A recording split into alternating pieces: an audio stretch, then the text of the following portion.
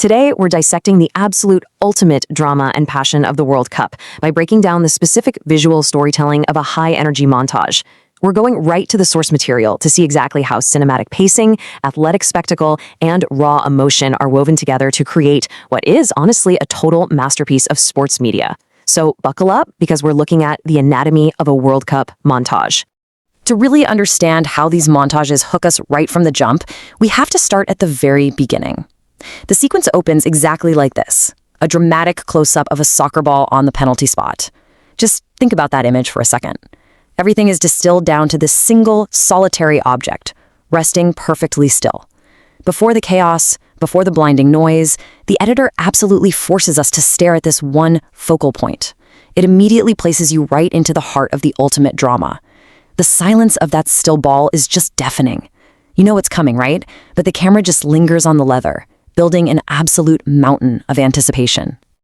Okay, let's dive into this setting, because that isolated soccer ball obviously doesn't exist in a vacuum. As the camera pulls back, the sensory details from the source text just come rushing in. A packed, roaring stadium under bright floodlights. I mean, the tension is just unbearable. You've got the stark, intense, almost theatrical lighting from those massive floodlights beating down on the pitch, and then hitting you as this absolute auditory wall of sound from a packed, roaring stadium. The environment is literally engineered to overwhelm you. We haven't even seen a single player move yet. But by establishing this towering, massive atmosphere, the stakes are instantly set to the absolute maximum. And then boom, the whistle blows. The tension completely shatters and the energy just explodes. We shift gears entirely from that quiet buildup right into phase one: skill, speed, and spectacle. The source text describes this amazing series of rapid, cinematic cuts.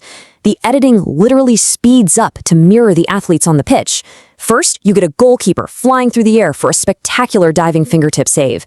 Then, bam, we immediately cut to a midfielder executing a flawless nutmeg pass, just slipping the ball right through a defender's legs. Next thing you know, a forward is connecting with a stunning long-range volley straight into the top corner. We're witnessing the absolute peak of human athletic ability, stitched together in mere seconds. It's breathless.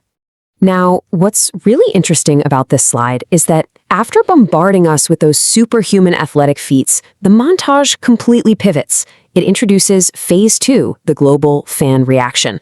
Think about the amazing contrast happening here. On the left side, you've got perfect athletic execution on the pitch. These players are highly trained, calculated athletes executing with absolute precision under immense pressure. They're practically supercomputers with cleats, right?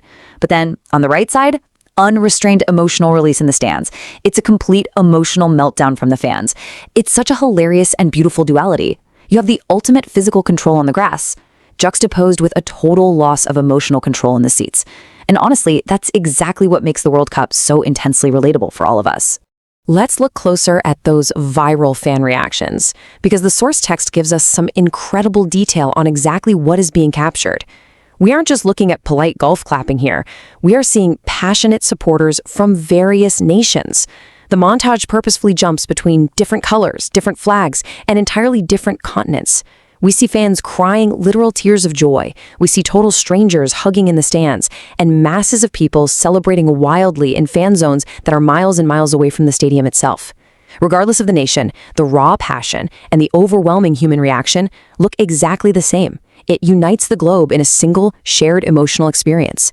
After the roller coaster of the athletic showcase and the crowd's hysteria, the frantic energy shifts into something far more sweeping and grandiose. We enter phase three, a historic tournament victory. Let's move to and see how this builds, because the pacing here is absolutely critical. The source explicitly mentions using slow motion for this final sequence to stretch out that glorious feeling. At second one, the victorious player is running toward the corner flag. Every single muscle strain is visible, entirely in slow motion. Time is basically warping. By second three, we get that iconic slide on the knees across the grass. Then at second five, the lone hero is suddenly swarmed by an ocean of teammates, pulling the individual back into the collective team. And finally, second seven, the confetti falls. The sky literally opens up in celebration. Walking through this chronologically shows you exactly how editors manufacture that feeling of legendary, eternal glory.